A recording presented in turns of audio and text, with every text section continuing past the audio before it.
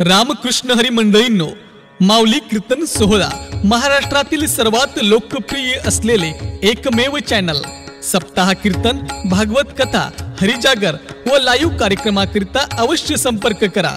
माऊली चोपडे व देवा पाटील।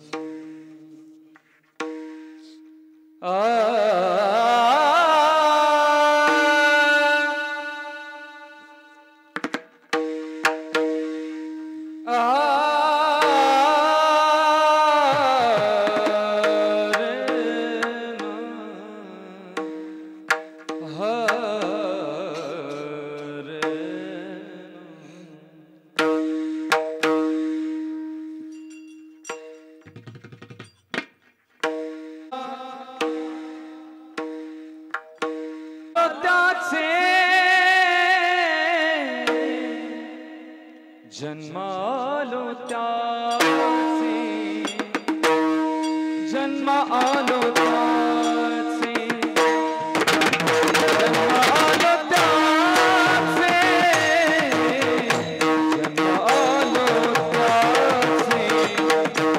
जन्मालो त्याचे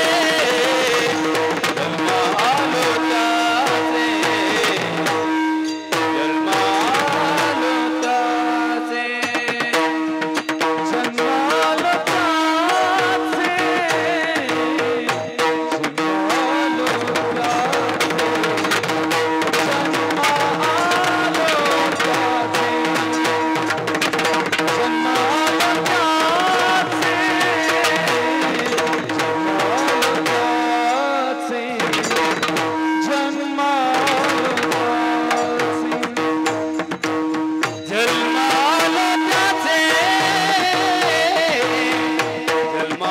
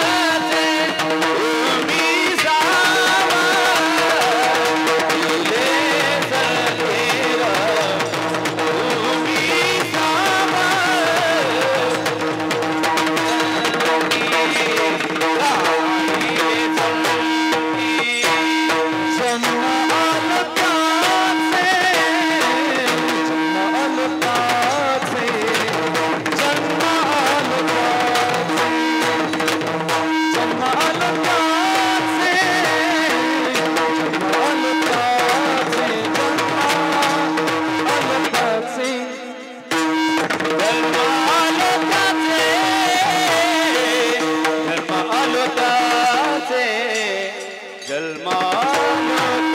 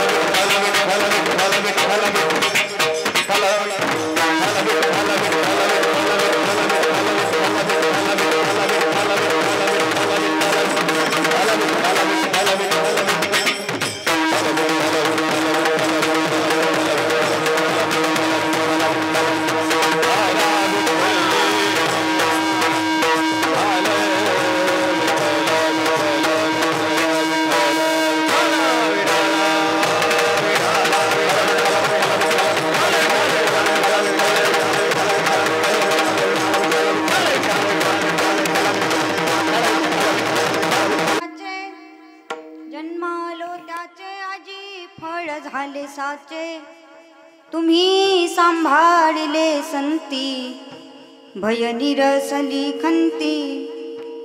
कृतकृत्य झालो, इच्छा केली ते पावलो, तुम्ही सांभाळिले संती, भय निरसली खंती. तुका म्हणे काळ आता करू न शके बळ, तुम्ही सांभाळिले संती, भय निरसली खंती. विठ्ठला विठ्ठला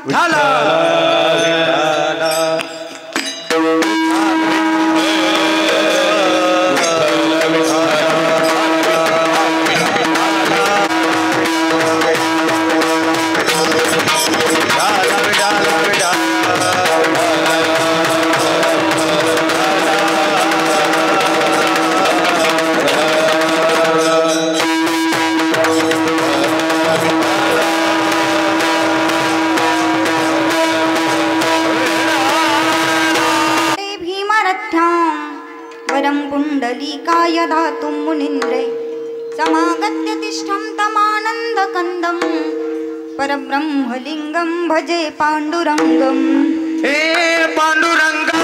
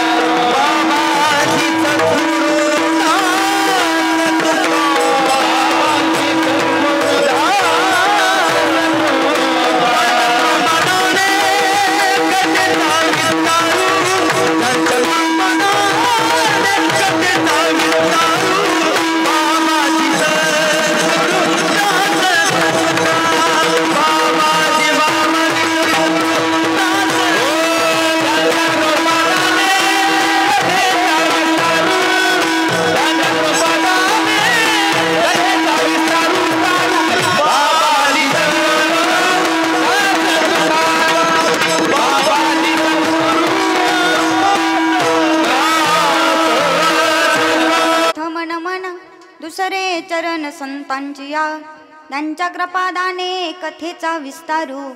बाबाजी सद्गुरु दास तुका कलावज्ञ जीवोद्धरार्थावतारम, कलांकांक तेजोधिका मोदी वक्त्रम, खलानीशवादापनोदार्घदक्षम, समाधिस्थमूर्तिं भजे ज्ञानदेवम. ओम नमो ज्ञानेश्वरा करुणाकरा दयाळा, तुमचा अनुग्रह लादलो, पावन झालो चराचरी. संपादि ज्ञानंच विदाय भक्तिं, विलोकितो येन समाधिराजः. वैराग्यवन्तं सुविचारयुक्तं, नमामि जोगं क्षीरसाकुरुन्तं. जयाचा जन्म जगी नामार्थ झाला, जयाचा काळ सदा नामात चालिला. जयाचे मुखी सदा नाम कीर्ती, नमस्कार माझा तया श्री गुरुमूर्ती. अतुलित बलधामं हेमशैलावदेहं, धनुजवन कृशानं ज्ञानिनामग्रगण्यं. सकलगुणनिधानं वानराणामधीशं, रघुपतिप्रियभक्तं वातजातं नमामि. योऽन्तःप्रविश्य मम वाचमिमां प्रसुप्तां, सञ्जीवयत्यखिलशक्तिधरस्वधाम्नाम्. अन्यांश्च हस्तचरणश्रवणत्वगादीन्, प्राणान्नमो भगवते पुरुषाय तुभ्यं. जिथे ज्ञान विज्ञान संजीव होते, जिथे योग विद्येस सामर्थ्य येते, जिथे मानवाला मिळे मोक्ष गाथा, तुझ्या पायरीसी सदा नम्रमाथा. नवे फूल अश्वत्थ वृक्षास आले, जिथे गीत ओवीस वेद झाले, तुझ्या शब्द शब्दात सायुज्य नाथा. तुझ्या पायरीसी सदा नम्रमाथा, तुझ्या मंदिरी अर्थ जीवास तृप्ती. तुझ्या दर्शने लोक स्वानंद घेती, श्रुती धन्य झाल्या तुझे गीत गाता, तुझ्या पायरीसी सदा नम्र माथा विठ्ठल विठ्ठल.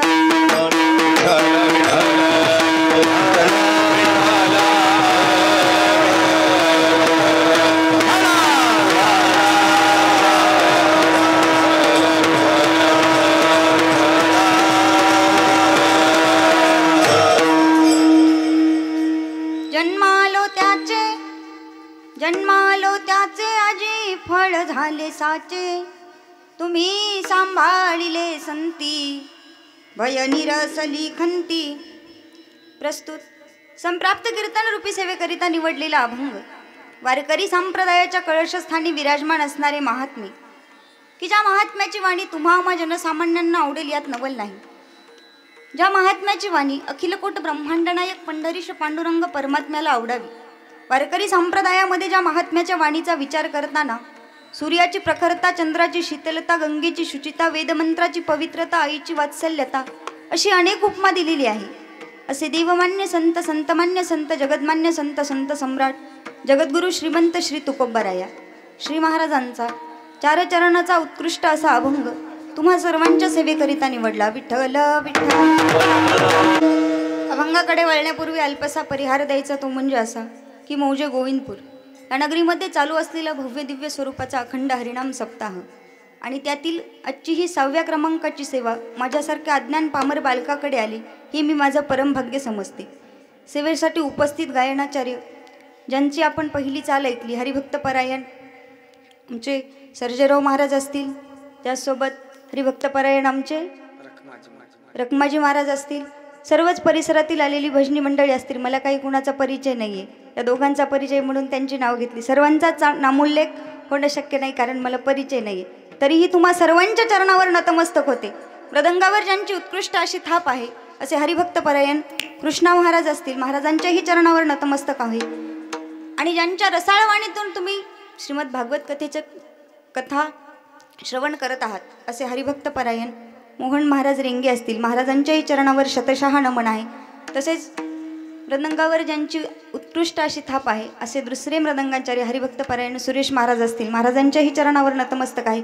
परिसरातून आलेली कीर्तनकार, कथाकार, प्रवचनकार जे कोणी मंडळी ग्रामीण भागातून असतील, ज्या क्षेत्रातून मंडळी आली असतील, तुम्हा सर्वांच्या चरणावर पुनश्च एकदा नतमस्तक होते. तसेच हे कीर्तन तुम्हाला पुन्हा पुन्हा ऐकायला भेटावं अशी ज्यांनी आपली सोय करून ठेवली असे हरिभक्त परायण आमचे माऊली दादा असतील, त्यांच्याही चरणावर नतमस्तक आहे. पुनश्च एकदा तुम्हा सर्वांच्या चरणावर नतमस्तक होते आणि सेवेला सुरुवात करते. विठ्ठल विठ्ठल.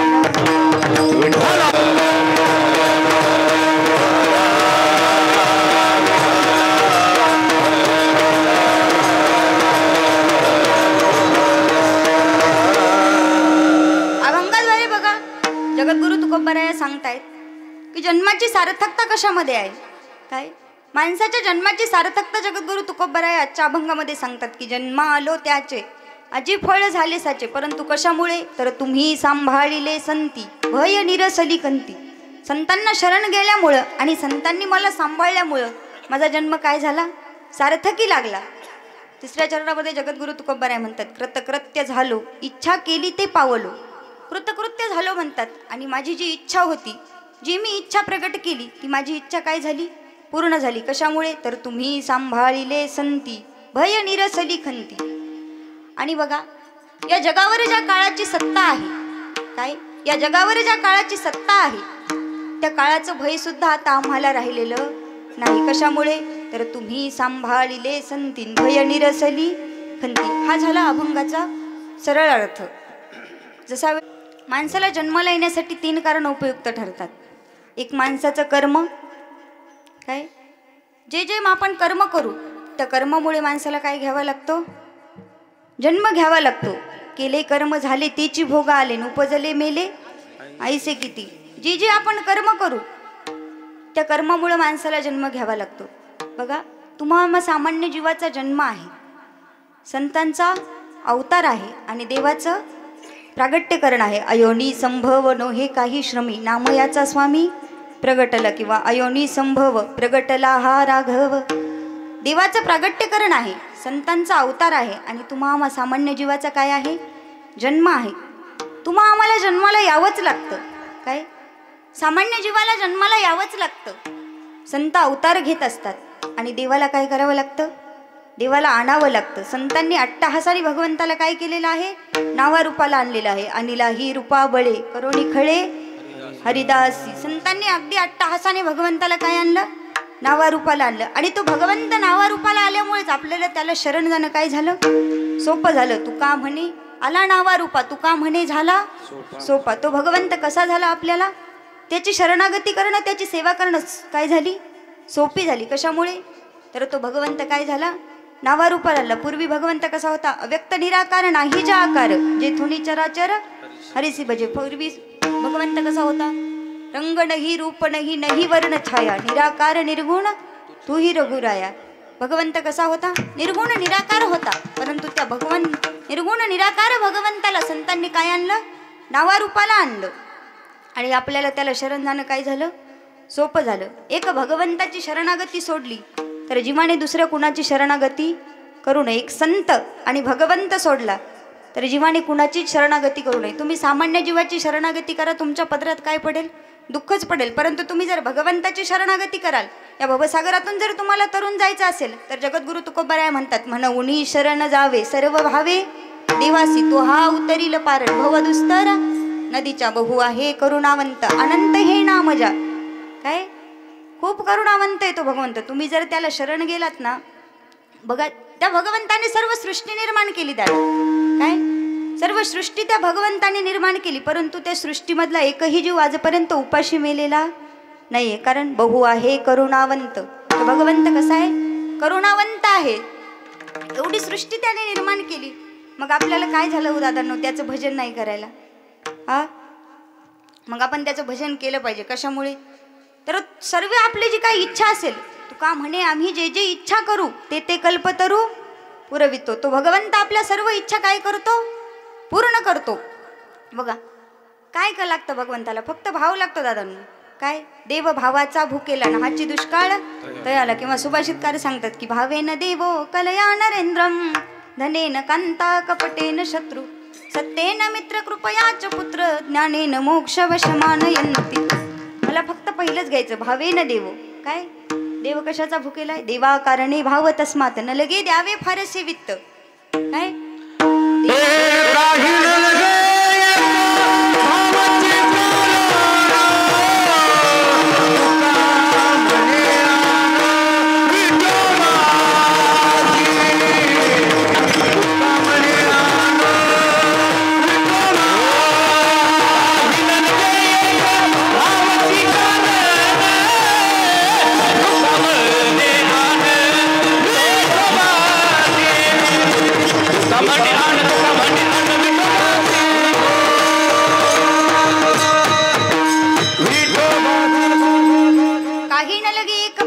कारण तुका म्हणे आन विठोबाची. भगवंताला काहीही लागत नाही. आणि तुम्ही त्याला काय देणार दादांनो? सर्व सृष्टी त्याने निर्माण केली. जयापासोनी सकळ महिमंडळ हे झाले एकलेनी कंठेची मनोनिया येणे केली निर्माण 14 भुवने गगन मेघ सूर्य चंद्र तारांगणे 5 महाभूते भौतिके भिन्ने भिन्ने हो ऐसा लाघवी हा माया सूत्रधारी. तुम्ही त्याला काय देणार? सर्व सृष्टी त्याने निर्माण केली. बघा जगद्गुरु तुकोबाराय एका अभंगामध्ये वर्णन करतात की कासयाने पूजा करू केशी राजा हाची संदेह माझा फेडी आता उदके न्हावो तरी स्वरूप ते तुझे तेथे काय माझे वेची देवा गंधाचा सुगंध पुष्पाचा परिमळ तेथे मी दुर्बळ काय वाहू फलदाता तुझी तांबोला अक्षता तेथे तुझा आता काय वाहू वाहू दक्षिणा तरी धातू नारायण ब्रह्मतेची अन्न तुझे काही गाता तू ओंकार टाळी नादेश्वर नाचावया थार नाही कोटे तुका म्हणे मज अवघे तुझे नाम धूपदीप राम कृष्ण हरी. एक भाव सोडला तर तुम्ही त्याला काहीही देऊ शकत नाही. त्याला काय लागतं? फक्त तो काय म्हणतो? माझं भजन करा. काय? तू म्हणे हे मीची करी माझी ये भजनी प्रेम धरी सर्वत्र नमस्कारी मज एका ते. फक्त त्याचं भजन करा, तो तुमच्या सर्व इच्छा काय करतो? पूर्ण करतो. असं मी काय सांगत होते की माणसाला जन्माला येण्याकरिता काय 3 कारणं. एक माणसाचं पाप, दुसरं कर्म आणि तिसरी वासना. ज्यावेळेस माणसाची वासना शिल्लक राहते त्यावेळेस माणसाला जन्म घ्यावा लागतो. ज्यावेळेस माणसाचं कर्म शिल्लक राहतं त्यावेळेस माणसाला जन्म घ्यावा लागतो. आणि ज्यावेळेस माणसाचं पाप शिल्लक राहतं. ते पाप फेडण्याकरिता पुन्हा माणसाला काय करावं लागतं? जन्मालाच यावं लागतं. पाप पुण्य करोनी जन्मा येतो प्राणी. बघा श्रीमद भागवतामध्ये वर्णन आलं राजा भरताचं. कशामुळे? तर बघा एवढा तो भगवंताचा भक्त होता, परंतु अंतकाळाच्या वेळेला काय वासनेमध्ये गुंतला गेला. शेवटी हरिण हरिण म्हणून प्राण सोडावा लागला आणि दुसरा जन्म कशाचा भेटला? हरणाचा भेटला. कशामुळे? तर वासना शिल्लक राहिली.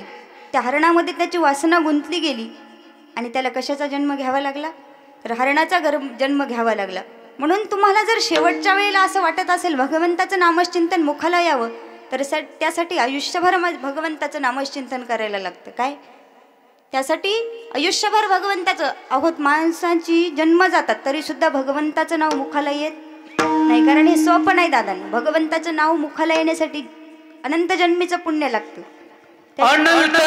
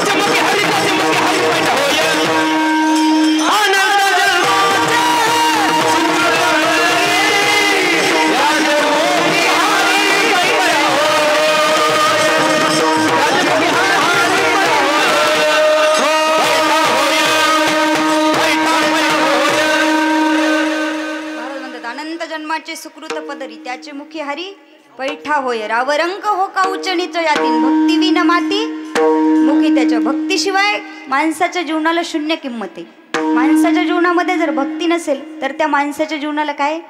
शून्य किंमत आहे. तुम्ही कितीही संसार करा, परंतु तुमच्या संसारासोबत जर परमार्थाची जोड नसेल ना तर त्याला काहीही किंमत नाही. अहो साधू संतांनी संसारावर तुळशीपत्र ठेवलं. संसाराच्या नावे घालोनिया शून्य वाढता हा पुण्य धर्म केला हरिभजनी हे धवडिले जगन चुकविला लाग कळी काळाचा. सर्व साधू संतांनी आयुष्यभर भजन केलं दादांनो. माझ्या जनाबाईंनी आयुष्य सर्व भगवंताच्या नामचिंतनामध्ये घालवलं. संतश्रेष्ठ नामदेवरायांच्या घरी जनाबाई राहायला होत्या. संतश्रेष्ठ नामदेवरायांच्या घरची सर्व कामे जनाबाईंना करावी लागायची. संतश्रेष्ठ नामदेवरायांच्या घरी माणसं का कमी होती का दादा? 14 माणसं संतश्रेष्ठ नामदेवरायांच्या घरी होती. राजाई गोणाई दोघी सासा सुना दामा नामा जाना बाप लेक लाडाई गोडाई येसाई साखराई चारी सुना पाही नामयाची नारा विठा गोदा महादा हे 4 पुत्र जन्मले पवित्र त्याचे वंशी. निंबाई ते लेकी आऊबाई बहिणीन वेडी पिशी जनी दासी नामयाची. एवढी 14 माणसं संतश्रेष्ठ नामदेवरायांच्या घरी होती.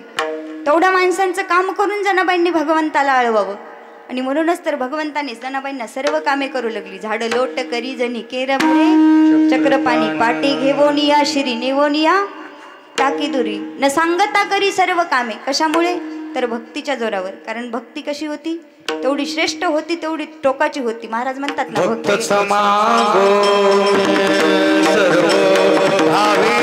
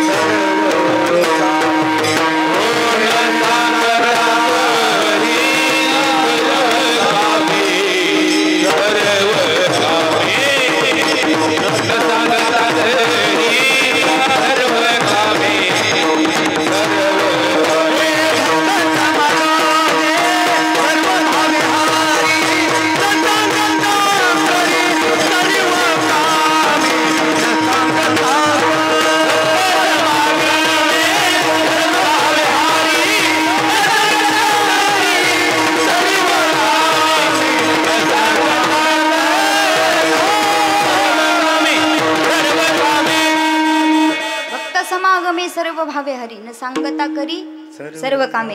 कारण संतांनी भक्ती कशी केली तर महाराज म्हणतात भक्ती आम्ही केली सांडोनी उद्वेगन पावलो हे संग सुख याचे सुख आम्हा झाले धरिता याचा संग पळाले उद्वेग सांडोनिया. त्यांना माहिती होतं दादांना संसारामध्ये काय नाहीये, सुख नाहीये. महाराज म्हणतात ना, संसाराचे अंगी अवघीच व्यसन आहे ना, आम्ही या कीर्तने शुद्ध झालो. आता हे सोवळे झाले त्रिभुवन विषम धुवन सांडियले. कारण कीर्तनामध्ये जेवढं सुख आहे, भगवंताच्या कथेमध्ये जेवढं सुख आहे, भगवंताच्या नामामध्ये जेवढं सुख आहे, तेवढं सुख तुम्हाला संसारामध्ये भेटणार नाही.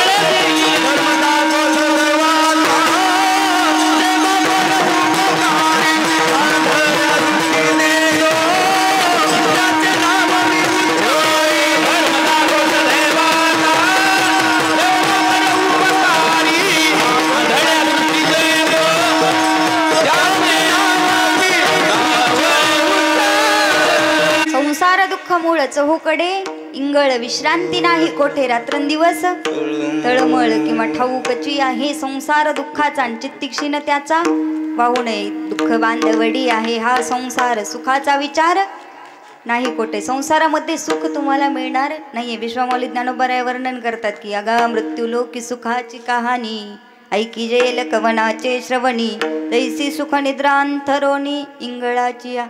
संसारामध्ये कसं सुख आहे. महाराज म्हणतात सुख पाहता जवा पाडेन दुःख पर्वता एवढी. मग ही जी भक्तीमध्ये ताकद आहे जी भगवंताच्या नामात दुःखे सांगू किती अनंत दुःखे सांगो किती. संसारामध्ये अनंत दुःख आहेत. मग जे भक्तीमध्ये सुख आहे ते सुख इतरत्र कुठेही पाहायला भेटत नाही. आणि सर्व साधनामध्ये सर्वात सोपा मार्ग जर संतांनी कोणता सांगितला असेल तर कोणता आहे. भक्ती मार्ग. महाराज तुम्ही अनेक साधने आहेत भगवंताच्या प्राप्तीची परंतु कलियुगामध्ये ती करणं शक्य नाही आहेत. कारण कलियुगामध्ये एकतर आयुष्य मर्यादा माणसाला फार कमी आहे. बघा योग मार्ग आहे कर्म मार्ग आहे परंतु ती साधनं कलियुगामध्ये शक्य नाही आहेत. कलियुगामध्ये सर्वात सोपं साधन कोणतं असेल तर महाराज म्हणतात भक्तिपंथ बहु सोपा पुण्य नागवेया पापा येणे जाणे खेपा येणेची पै फुंटती किंवा कलियुगा माझी करावे कीर्तन तेने नारायण देल भेटी सकळासी येथे आहे अधिकारण कलियुगी उद्धार हरीच्या नामी कृष्ण विष्णू हरी गोविंद गोपाळ. मार्ग हा प्रांजळ वैकुंठीचा. वैकुंठामध्ये जाण्याचा मोक्षाला प्राप्त करण्याचा सर्वात सोपा कलियुगामध्ये सांगितलेला मार्ग तो म्हणजे काय. सोपे वर्म सांगितले सोपे वर्म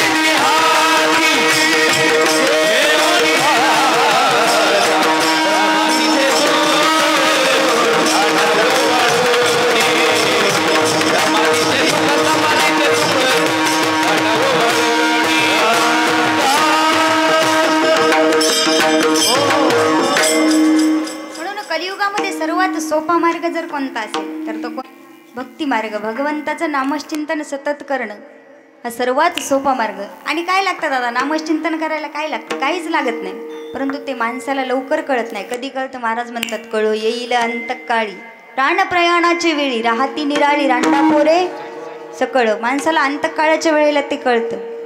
जोपर्यंत माणसाचं आयुष्य शिल्लक आहे तोपर्यंत माणसाला ते कळत नाही.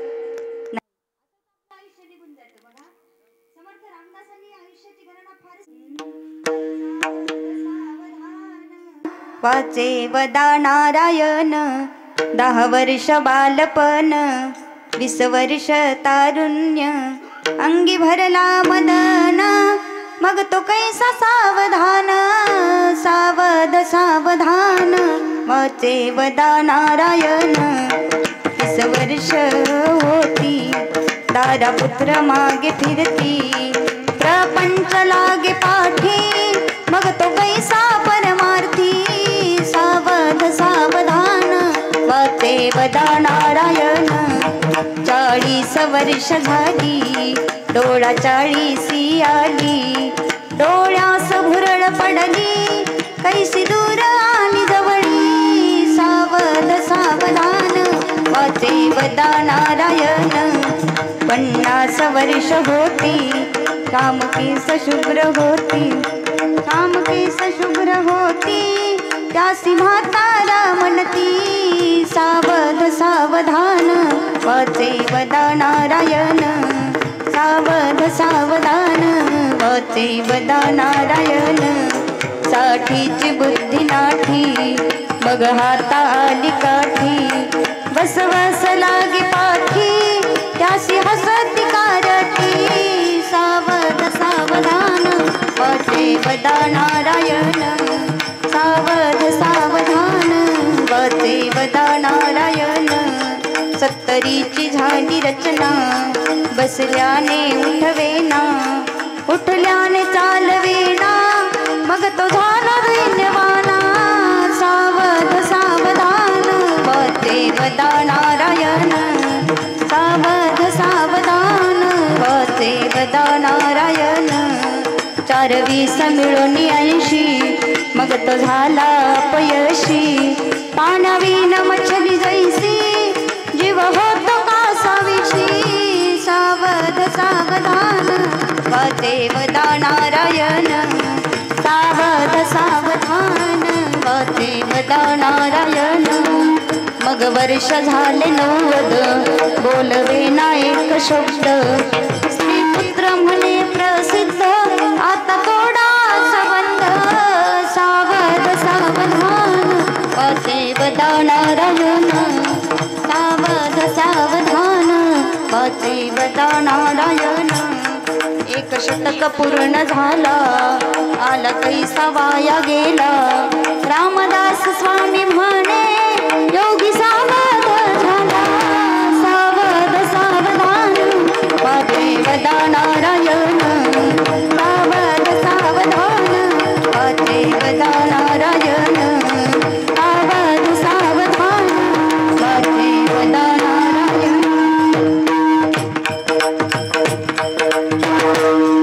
महाराज आपली 100 वर्ष निघून जातात तरी सुद्धा आपण परमार्थ करत नाही दादांनो. आपण परमार्थाला लागत नाही. महाराज म्हणतात आजा मेला पंजा मेला बाप हसना गेला देखत देखत नातू पंतू तोही तैसा झाला परंतु तरी सुद्धा आम्हाला देव कळाला नाही. यासाठी अनंत जन्मीचं पुण्य लागतं दादा. बघा श्रीमद भागवत महापुराणामध्ये सांगतात भाग्योदयन बहुजन्म समर्जितेन सतसंग मंच लभते पुरुषो यदावे अज्ञान हेतुकृत बहुपदांधकार नाशम विधेहि ततो दयती विवेका.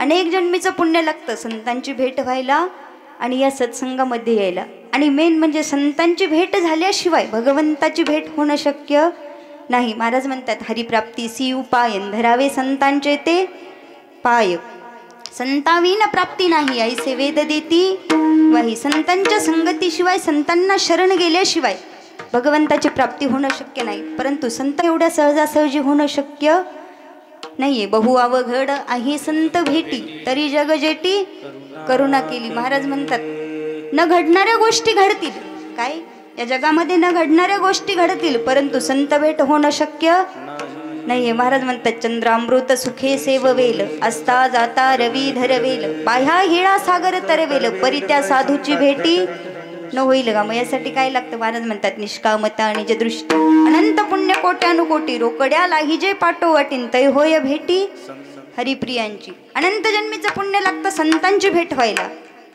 म्हणून तर महाराज आजच्या अभंगाच्या प्रथम चरणात सांगतात,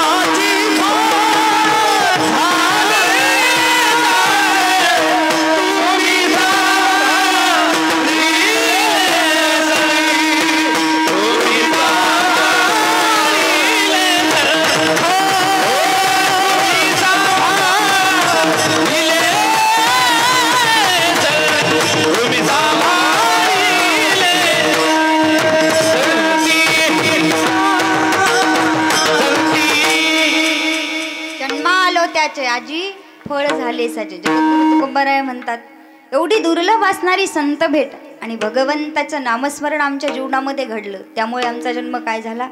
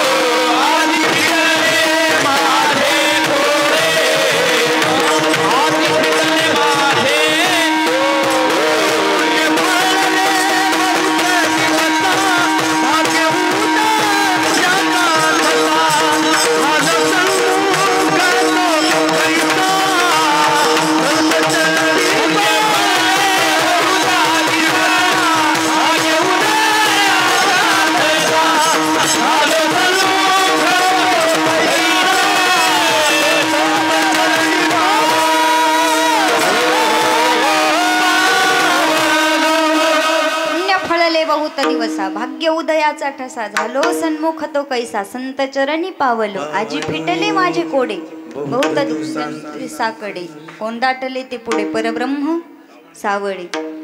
महाराज म्हणतात आमचं अनंत जन्मीचं पुण्य आज काय झालं, फळाला आलं. मला काय झाली, संतांची भेट झाली, भगवंताची भेट झाली. कारण संतांच्या भेटीशिवाय भगवंताची भेट होणार नाही. बघा संत श्रेष्ठ नामदेव राया, अखंड जयाला देवाचा शेजार, अखंड भगवंताचे काय होते संतश्रेष्ठ नामदेव, सर्वात लढिवाळ भक्त असणारे संतश्रेष्ठ नामदेवराया, परंतु संत सभेमध्ये काय झाले, कच्चे ठरले. कशामुळे, तर आजपर्यंत गुरुची कृपा झालेली नव्हती. त्याच्यामुळे एवढ्या मोठ्या संत सभेमध्ये एवढे देवाचे लढिवाळ असणारे भक्त संतश्रेष्ठ नामदेवराया कच्चे ठरले. आणि ज्यावेळेस संतश्रेष्ठ नामदेवराया कच्चे ठरले त्यावेळेस नामदेवरायांना एवढं रडू अनावर झालं. रडत रडत भगवंताकडे गेले आणि भगवंताला विचारू लागले, देवा एवढा तुझा लढिवाळ भक्त, एवढं तुझा भक्त असून अखंड तुझ्या शेजारी राहतो, अखंड तुझ्या सोबत राहतो, तू माझ्यासोबत जेवतो, माझ्या हाताने दूध पितो, तरी सुद्धा मी कच्चा. भगवंताने सांगितलं, हो नामा तू कच्चाच आहेस. मग तर बॅटरीच डाऊन झाली. कारण बघा एवढे मोठे नामदेवराया, मग पुन्हा भगवंताला नामदेवराया विचारता येत, देवा मग आता मी काय केल्याने पक्का होईल. तेव्हा भगवंताने नामदेवरायांना सांगितलं, नामा हिंगोली जिल्ह्यामध्ये औंढा नागनाथ गाव आणि त्या औंढा नागनाथ गावामध्ये असणारे विसोबा खेचर, त्या विसोबा खेचराचे तुला पाय धरावे लागतील, त्यावेळेस तू काय होशील, पक्का होशील. संतश्रेष्ठ नामदेवराया पंढरपुरावरून कुठे आले, औंढा नागनाथाला आले आणि तिथे त्यांनी विसोबा खेचराला बघितलं. तर विसोबा खेचर कसे बसलेले होते, तर त्यांचे पाय कुठं होते, महादेवाच्या पिंडीवर. महादेवाच्या पिंडीवर पाय ठेवून काय झालेले होते, ते झोपलेले होते. तेव्हा नामदेवरायांनी त्यांची ती अवस्था बघितली आणि नामदेवराया पुन्हा काय झाले, वापस निघाले. तेवढ्यात विसोबा खेचराने नामदेवरायांना आवाज दिला, ओ नामदेवराया कुठे निघालात. ते म्हणे चुकीच्या पत्त्यावर आलतो, आता बरोबर माघारी चाललोय. तेव्हा नामदेवरायांनी विसोबा खेचरांनी सांगितलं, नामदेवराया जातायत तर जा, परंतु एवढे माझे पिंडीवरले पाय काय करा, खाली ठेवा आणि मग जा. मग नामदेवराया गेले, त्यांच्या पिंडीवरले पाय उचलले आणि दुसऱ्या बाजूला ठेवले. तर तिथून खालून आपोआप काय झाली, पिंड तयार झाली. अशी एक नाही दोन नाही तर किती, 12 जागेवरून पिंड तयार झाली. जेथे जेथे ठेवी पायन तेथे तेथे महादेव, जिथे जिथे पाय ठेवला तिथे तिथे कोण, त्यांना काय दिसलं, पिंड प्रगट झाली. आणि मग नामदेवरायांना काय आत्मस्वरूपाचा बोध झाला. कशामुळे, संतांशिवाय भगवंताची काय नाही ओळख नाही, प्राप्ती होणं शक्य नाही. मग नामदेवराय म्हणू लागले, नामा खेचरा पायीन ओळखी झाली, सर्व ठाई केली कुळीची हे कुळदेवी, केली ठावी संतांनी म्हणून. अवघी सत्ताली हाता नाम याता खेचर दाता, नाम याता खेचर दाता, नाम याता खेचर दाता.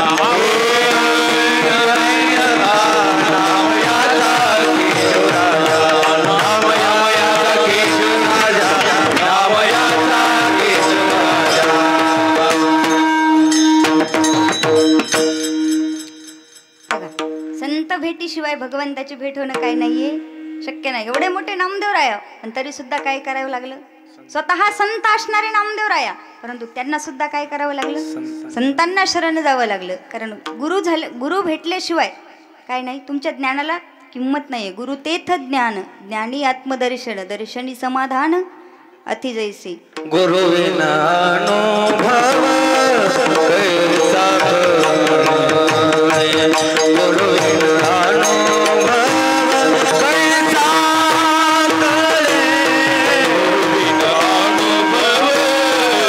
कैसा कळे, बिना अनुभव कैसा कळे, गुरु विना अनुभव कैसा कळे. आदविन देहान कले निसंदेह, गुरु विना अनुभव कैसा कळे, गुरु विना अनुभव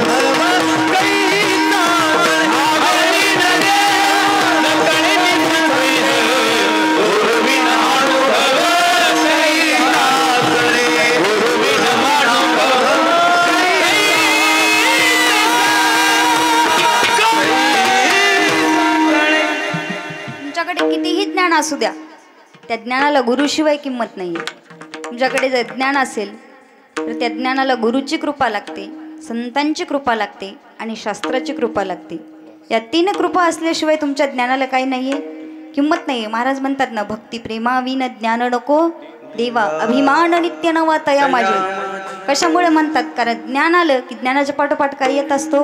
अहंकार येत असतो. विश्वमौली ज्ञानोबराय वर्णन करतात की नवल अहंकाराची गोठी विशेषण लगे अज्ञाना पाठीन सज्ञानाचे झोंबे कंठी नाना संकटे नाचवी. तुमच्या जर प्रेम नसेल तर तुमच्या ज्ञानाला काही नाही, किंमत नाही दादांनो. महाराज म्हणतात कोडी याचे गोरे पण तैसे अहंकारी ज्ञान. त्या ज्ञानाला काय आहे? शून्य किंमत आहे. आता भजन राहिलं नाही का? भजनात प्रेम राहिलं नाही हो दादांनो. हा भजन तुमच्याकडे बोलत नाहीत का?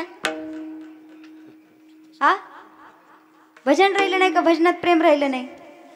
भजनात प्रेम राहिलं नाही. आता आपण बघतो सप्ते तर गावोगाव चालू आहेत. एक नाही, दोन दोन, तीन तीन सप्ते चालू आहेत. परंतु त्या भजनामध्ये काही नाहीये, प्रेम राहिलं नाही. प्रेमाविन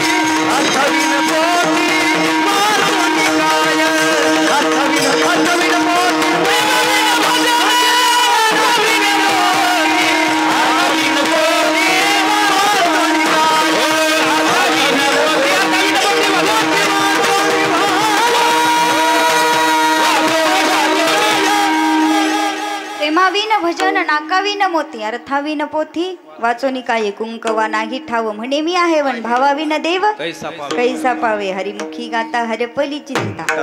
महाराज म्हणतात प्रेमाशिवाय तुमच्या ज्ञानाला काय नाही, किंमत नाही दादांनो. परंतु आजकाल ज्ञानाच्या गोष्टी कोणाला आवडत नाही.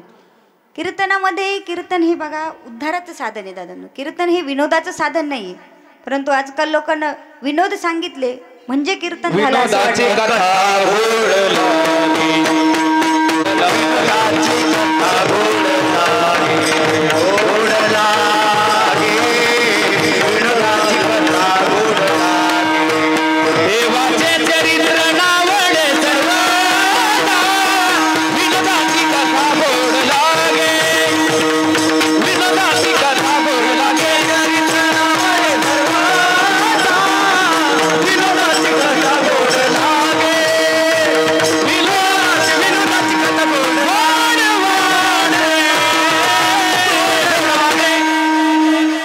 चरित्र नावडे सर्वथा विनोदाची कथा गोड वाटे. कथीचा वटीची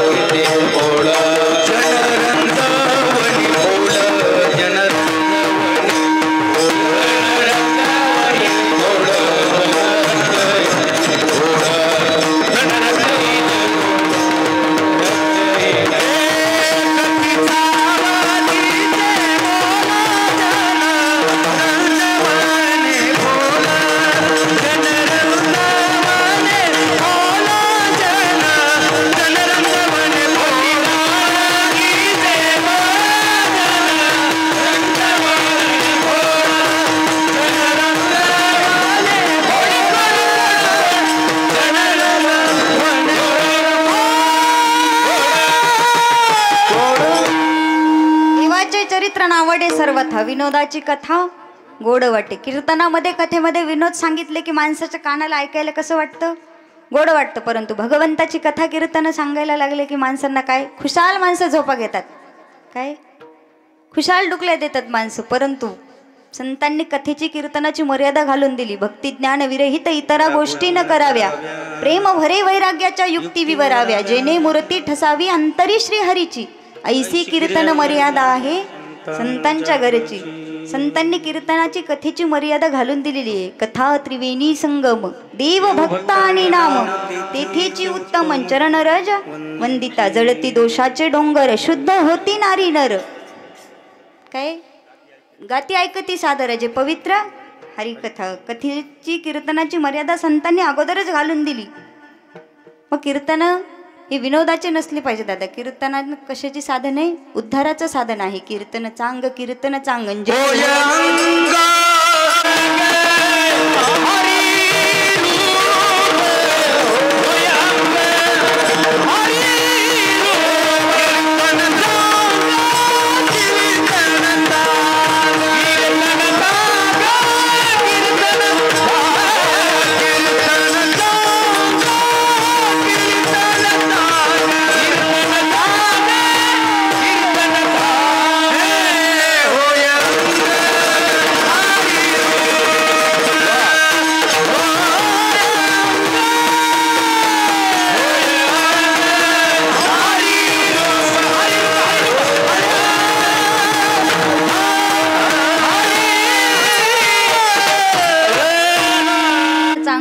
अंग हरिरूप. कीर्तनामध्ये माणसाचं अंग कसं झालं पाहिजे?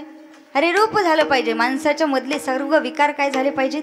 नाहीशे झाले पाहिजेत. आणि कीर्तनाने होतात दादा. मोठमोठे दोष कीर्तनानं काय होतात? नाहीशे होतात. विश्वमौली ज्ञानोबराय फार सुंदर वर्णन करतात. तरी कीर्तनाचे निनटनाचे, नासिले व्यवसाय प्रायश्चित्ताचे, जे नामची नाही पापाचे, ऐसे केले यमदमा अवकळा अनिली, तीर्थे ठायावरोनी उठविली, यमलोकीची खुंटली राहटी आघवी, यमु म्हणे काय यमावे, दमु म्हणे कवना ते दमावे, तीर्थे म्हणती काय खावे, दोष ओखदासी नाही, ऐसे माझे नाम घोषे, नाहीची करीती विश्वाची दुःखे, अवघे जगची महासुखे दुमदुमित भरले. कीर्तनानं सर्व जग काय होतं? सुखी होतं. आपल्या अंतरंगातले सर्व विकार नाहीशे होऊन काय होतात? कीर्तनानं माणूस कसा होतो? सुखी होतो. म्हणून कथा कीर्तन सतत ऐकले पाहिजे. सतत ते माणसाला अशी कधी ऐकू नये असं वाटलं नाही पाहिजे. महाराज म्हणतात ना, हरपले आपण पे पावे, ते पाहता संताया गिवसावेन, म्हणून ऐकावे वर्णावे तेची सदा. कशामुळे? विश्वमौली ज्ञानोबराय वर्णन करतात की म्हणून ऐकावे वर्णावे तेची सदा. संतांचं चरित्र, देवाचं चरित्र पुन्हा पुन्हा ऐकलं पाहिजे. तर महाराज म्हणतात, मुक्ता ते निर्धारिता लाभे आपुलीच मुक्तता. म्हणून संतांची जी चरित्र आहेत, भगवंताची जी चरित्र आहेत, चरित्र ते उच्चारावे केले देवे गोकुळी. भगवंताचं चरित्र, संतांचं चरित्र माणसाला सतत ऐकावं वाटलं पाहिजे. आणि मग एकदा जर का तुम्हाला संतांनी सांभाळलं तर तुमच्या जीवनामध्ये करायसारखं काहीही शिल्लक राहत नाही. महाराज म्हणतात, तुका म्हणे काही नाता उरले ऐसे नाही. तेच जगद्गुरु तुकोबराय अभंगाच्या दुसऱ्या चरणात सांगतात.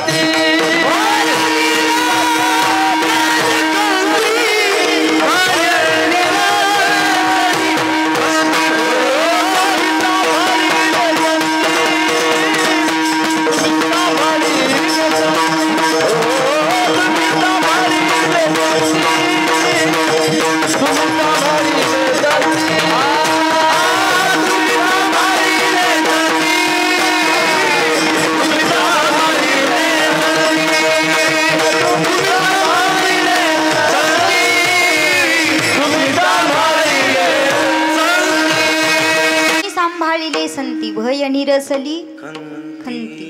एकदा का संतांनी हातात धरलं, एकदा का संतांनी आपल्याला सांभाळलं, काय जीवनामध्ये असलेलं भय, अनादिकालापासूनचं भय, कोणतं भय? जन्म मरणाचं. अनादिकालापासून आपल्या पाठीमागे लागलेलं जन्म मरणाचं भय, या संसाराचं भय काय म्हणतात महाराज? नाहीच झालं. तुम्ही सांभाळिले संतीन भय निरसली खंती. ते भय आमचं काय झालं म्हणतात? नाहीच झालं म्हणतात. म्हणून तर संतांची शरणागती करत. तुम्ही बघा, तुम्हाला संगती कुणाची करावी?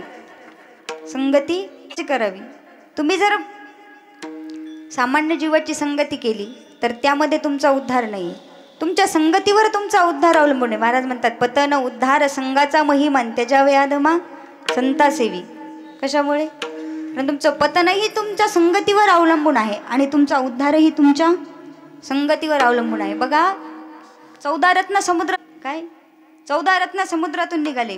बघा समुद्राला एक नाव आहे रत्नाकर. पिता यस्य रत्नाकर हा म्हणजे 14 रत्नांचा बाप असणारा समुद्र. 14 रत्न निघाले त्या समुद्रातून. लक्ष्मी कौस्तुभ पारिजातक शुरा धन्वंतरीश चंद्रमा गावा कामदुधा सुरेश्वर गज रंभादी देवांगना अश्वसप्तमुखो विषम हरिधनो शंखो अमृतंच अंबुदे रत्नानी हा चतुर्दशम. किती रत्न निघाले? 14 रत्न निघाले. लक्ष्मी ही समुद्रातून निघाली, चंद्रही समुद्रातून निघाला, विषही समुद्रातून निघालं, धन्वंतरी समुद्रातून निघाली आणि शंख सुद्धा कशातून निघाला? समुद्रातून निघाला. 14 रत्न समुद्रातून निघाले. मग बघा शंखाचे नातेसंबंध बघा.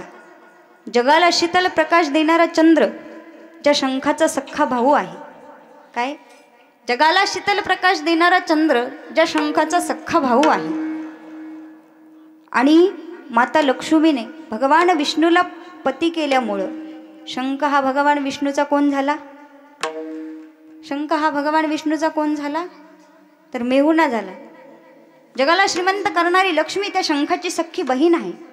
बघा त्या शंखाचे नातेसंबंध. मग एवढ्या मोठ्या श्रीमंत घराण्यातला शंख, परंतु शंखाने संगती करण्यात चुकली आणि म्हणून महाराज म्हणतात शंख दारोदारी भीक मागे मेहुणा जयाचा द्वारकेचा हरी.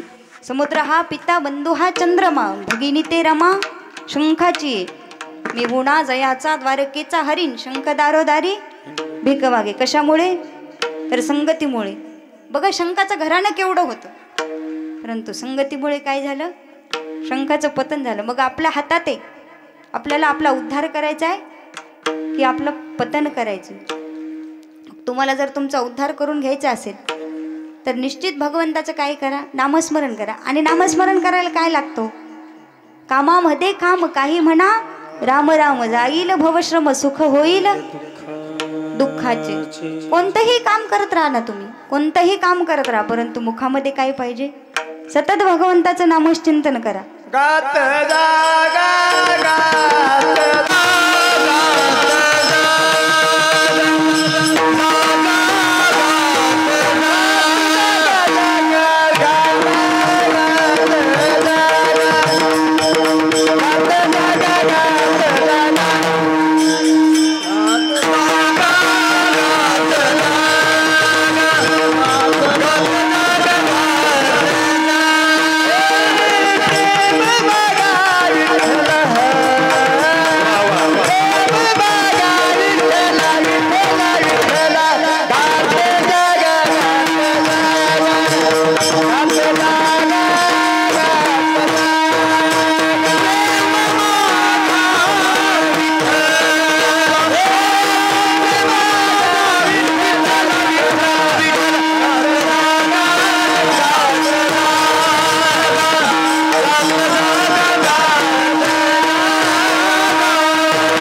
प्रेम मागा विठ्ठल विठ्ठला. परंतु आपलं दुसरंच चालू असतं, खात जागा.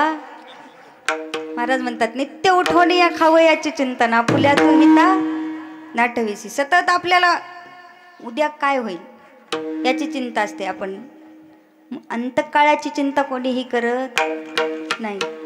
अहो दादा, त्या काळाची सत्ता खूप मोठी आहे.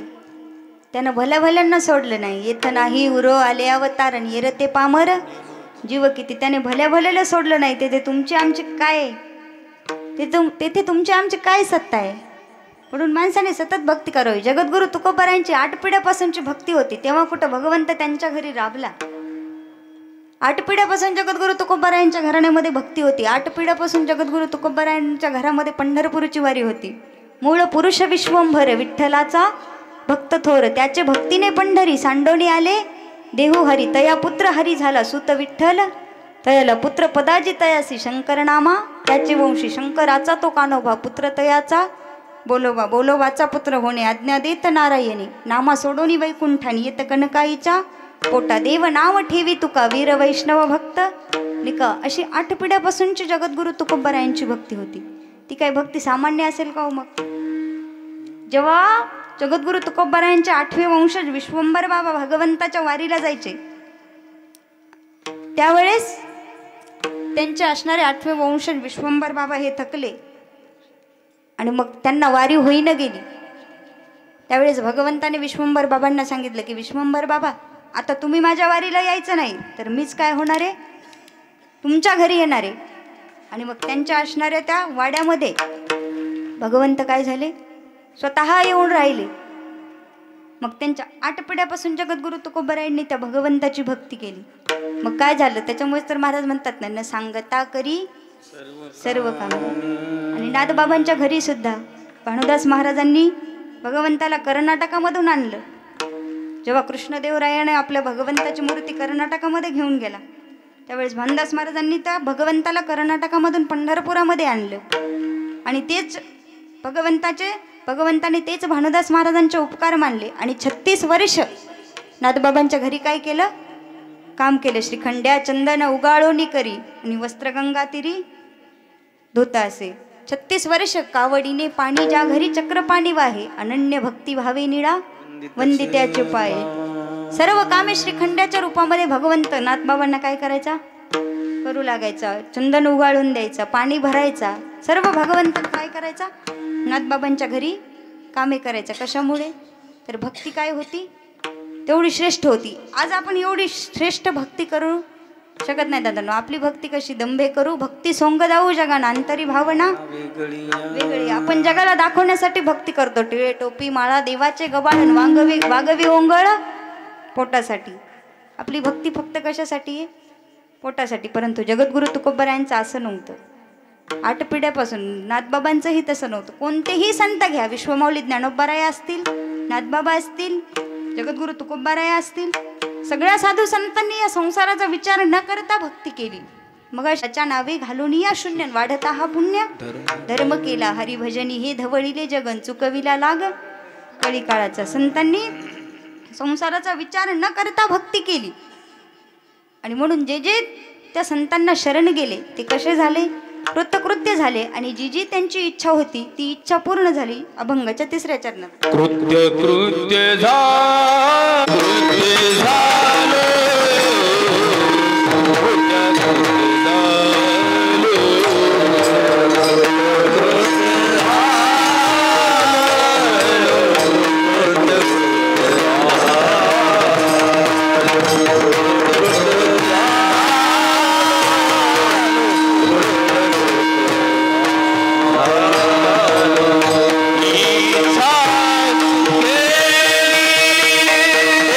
पावलो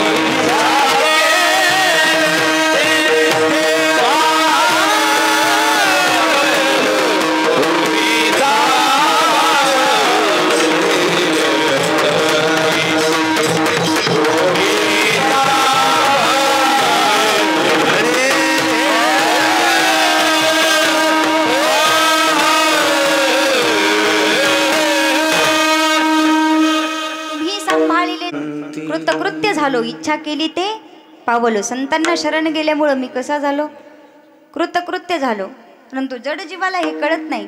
आपण एवढं बघा, भगवंत आणि संत अंतरीची घेतो गोडी, पाहे जोडी भावाची. तुमच्या अंतरंगाला किंमत आहे, बाहेरंगाला किंमत नाही. भगवंत तुमचा अंतरंग बघतो, बाहेरंग बघत नाही. अंतरंगातून जर तुम्ही शुद्ध असेल, महाराज म्हणतात की शुद्ध ज्याचा भाव झाला अंदुरी नाही देव त्याला.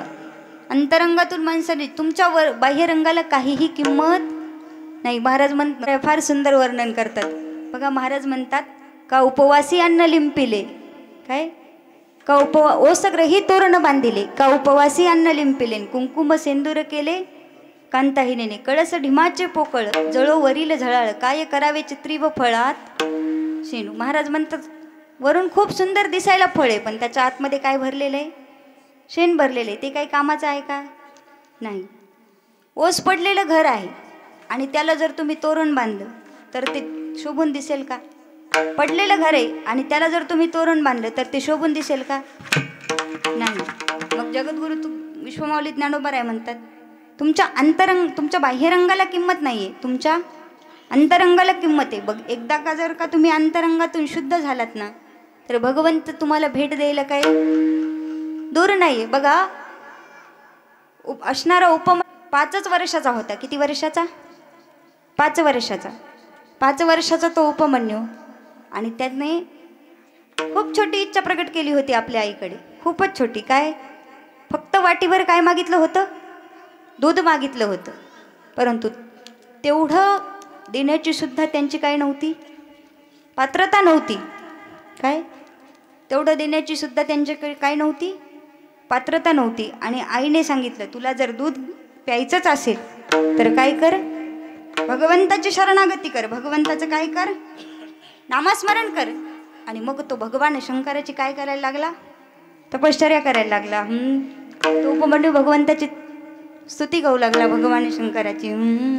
जटाटवी गलज्जल प्रवाह पावितस्थले गले वलंबलंबितांबुजंग तुंग मालिकाण मण्ड मण्ड मण्ड मण्डिनाद मण्ड मण्डकार चन्द्रताण्डवं तनोतु न शिव शिवं जटाकटाह सुन्दमभ्रमन्निलिं पणिर्जर विलोलवीचि वल्लरी विराजमान मूर्धनि दगद् दगद् दगद् बलं ललाटपट्टपावके किशोरि चन्द्रशेखरे रति प्रतीक्षणं जटाधरेन्द्र नन्दिनु विलासवन्दु वन्दुरस्फुरद्दिगन्त सन्तति प्रमोदमान मानस कृपा कटाक्ष धोरणी निरुद्ध दुर्धरापदे पट्टिगम्बरे मनो विनोदमे तु वस्तु जटाभुजङ्ग पिङ्गलस्फुरद्धना मनुप्रभागलम्ब कुङ्कुमद्रवं मदित्त दिग्बधूमु मनान्धसिन्दुरस्फुरद्द पुत्तरीय मेदुरे मनो विनोदमद्भुतं विवर्तभूतवर्तरि ॐ नमः शिवाय.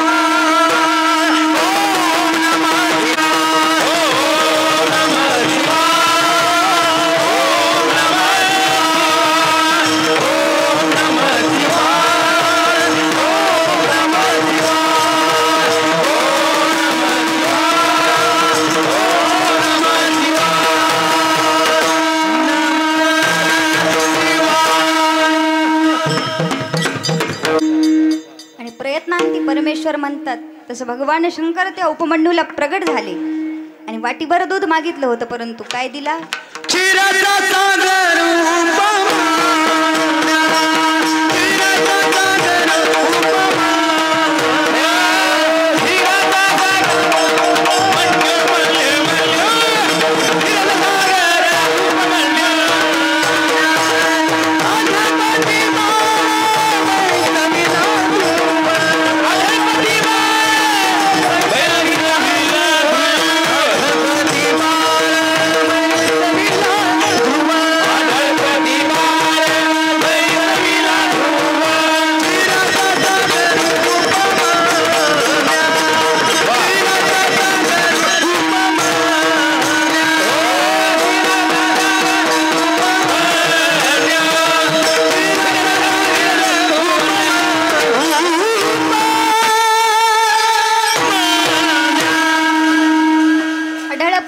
वैसविला ध्रुवून क्षीराचा सागरू उपपन्या विश्वमौली ज्ञानोबारे वर्णन करतात. मागा दूध दे म्हणितले यासाठी अगविया क्षीराब्धीची करोनी वाटीन उपमन्यू तू पुढे दुर्जटी ठेविली जैसी. वाटीभर दूध मागितलं परंतु काय दिला?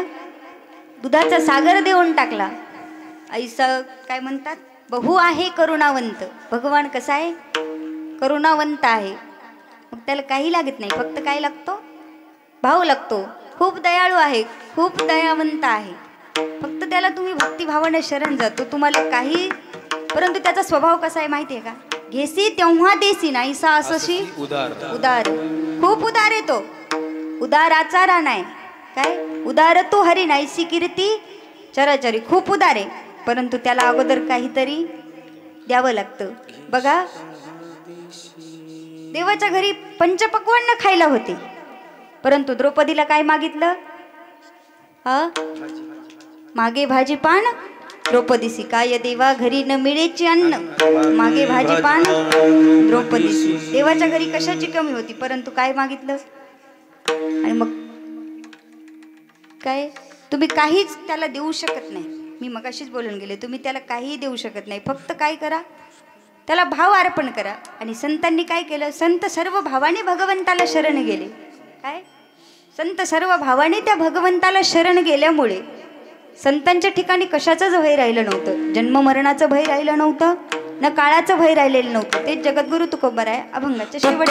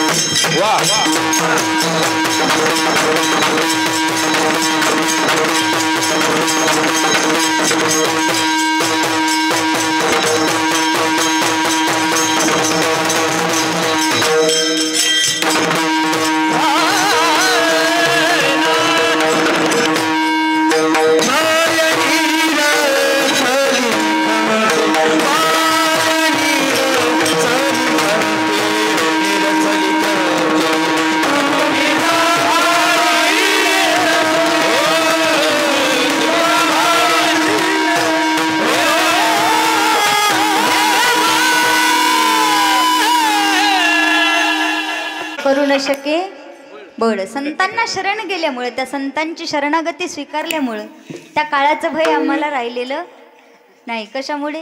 तर आम्ही जीवनामध्ये संत संगती केली, संतांची काय केली? शरणागती स्वीकारली. या जगावर ज्या काळाची सत्ता आहे, काय या संपूर्ण जगावर ज्या काळाची सत्ता आहे, परंतु संत म्हणतात की त्या काळावर सुद्धा कोणाची सत्ता आहे? संतांची सत्ता आहे. काय? जगा काळ खायन आम्ही माथा दिला पाय. त्या काळाच्या माथ्यावर आम्ही काय दिला म्हणतात? पाय दिला म्हणतात. बघा विश्वमाऊली सुंदर वर्णन करतात त्या काळाचं. महाराज म्हणतात, न्याहाळी पाके वडा पसरला सेच वडा करोनी माझी वडा आकार गजू. विश्वमाऊली ज्ञानोबराय म्हणतात, त्या काळाने आजपर्यंत कुणालाच सोडलेलं नाही.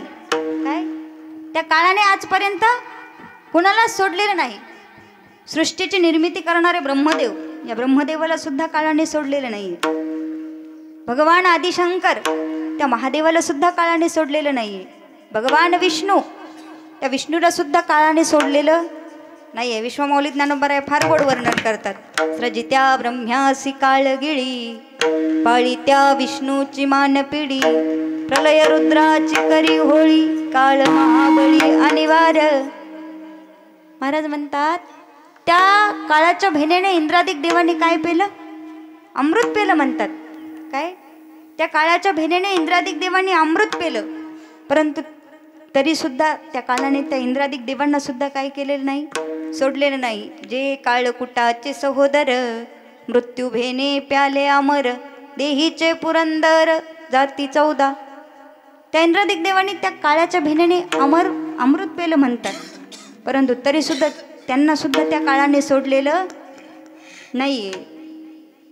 मग जगद्गुरु तुकोबाराय म्हणतात, असा असणारा काळ, परंतु त्या काळाची सत्ता आमच्यावर चालत नाही. कारण त्या काय? तुका म्हणे आम्ही जिंकोनी या काळ. तुका म्हणे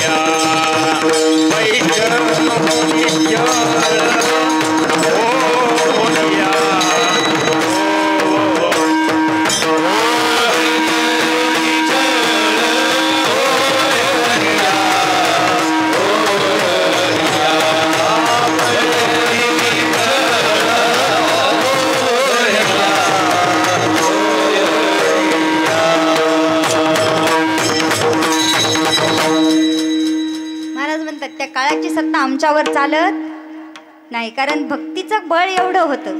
काय? त्या भक्तीचं बळ एवढं श्रेष्ठ होतं की त्यांना काळाची भीती वाटत नव्हती. महाराज म्हणतात, आम्हाला जन्मही नाही आणि आम्हाला मरणही नाही. महाराज म्हणतात, लोक जन्माचा सोहळा करतात, परंतु आम्ही मरणाचा सोहळा केला. मरणाही आधी राहिलो मरोणी मग केले म्हणी होते तैसे आपुले मरण पाहिले मी डोळान तो झाला सोहळा अनुपम्य. महाराज म्हणतात, लोक जन्माचा सोहळा साजरा करतात. बघा, माणसाच्या जीवनामध्ये 3 सोहळे होतात. पहिला जन्माचा, दुसरा लग्नाचा आणि तिसरा मृत्यूचा. 2 सोहळे आपण साजरे करतो. जन्माचाही सोहळा साजरा करतो आणि लग्नाचाही सोहळा साजरा करतो.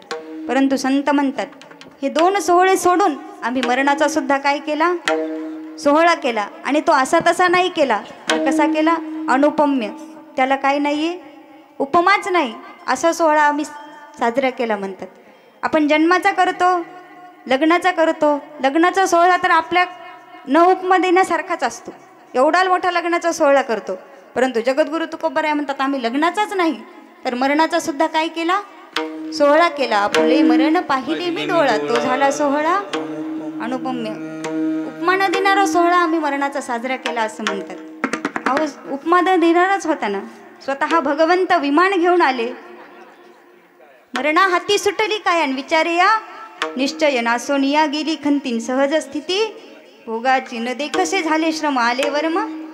आता हे जगद्गुरु तुकोबाराय म्हणतात आम्हाला आता काळाचं भय राहिलेलं नाही, आमच्यावर काळाची सत्ता चालत नाही. बीज भाजवणी केली नाही आम्हा जन्म मरण नाही. संतांच्या ठिकाणी जन्मही नाही आणि संतांच्या ठिकाणी मरणही नाही, म्हणून संत मागे पुढे बघत नाही. झुंजारते एक विष्णुदास जगीन पाप पुण्य अंगी नातळे. त्या संतांना पापही नाही, पुण्यही नाही, जन्मही नाही आणि मरणही नाही. लागो निधी पाप पुण्य अंगा. तुका म्हणे आम्ही झालो अग्निरूपण लागो निधी पाप पुण्य अंगा.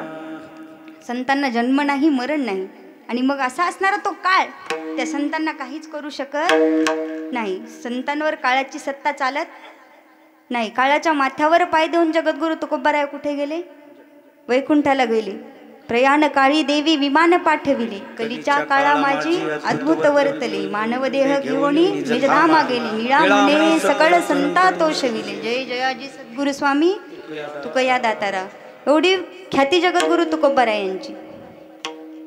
मग असा असणारा काळ त्या संतांना, असे असणारे संत काय त्या संतांवर काळाची सत्ता चले. यथामथी यथा अवकाश. जगद्गुरु तुकोबाराय असतील, विश्वमाऊली ज्ञानोबाराय असतील, आदी करून सर्व संत मंडळी असतील आणि माझे गुरुवारी हरिभक्तपरायण साध्वी सोनाली दिदी करपे. दिदींनी जशी बुद्धी दिली तसा अभंग सोडवण्याचा प्रयत्न केला. अभंगाचा अर्थ असाच असेल असं माझं म्हणणं नाही. जशी विश्वमाऊली ज्ञानोबारायांनी बुद्धी दिली तसा अभंग सोडवण्याचा प्रयत्न केला.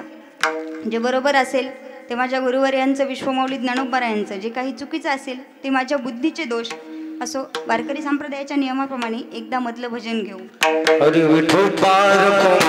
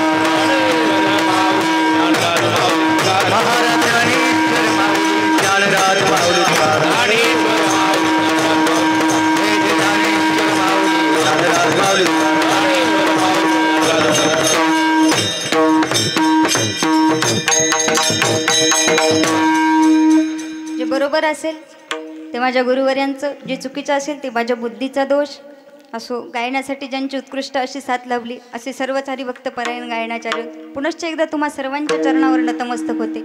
मृदंगावर ज्यांची उत्कृष्ट अशी थाप आहे असे हरिभक्तपरायण कृष्णा महाराज, त्याचबरोबर हरिभक्तपरायण सुरेश महाराज, महाराजांच्याही चरणावर नतमस्तक होते. माऊली दादा तुम्हालाही धन्यवाद. साऊंड सिस्टीमवाले दादा अतिशय उत्कृष्ट आवाज दिला त्याबद्दल तुमचेही धन्यवाद. पुनश्च एकदा तुम्हा सर्व गावकऱ्यांचे धन्यवाद. सर्वांच्या चरणावर पुनश्च एकदा नतमस्तक होते आणि सेवेला पूर्ण विराम देते. विठ्ठल जय जय. तुका म्हणे काळा, तुका म्हणे काळा, तुका म्हणे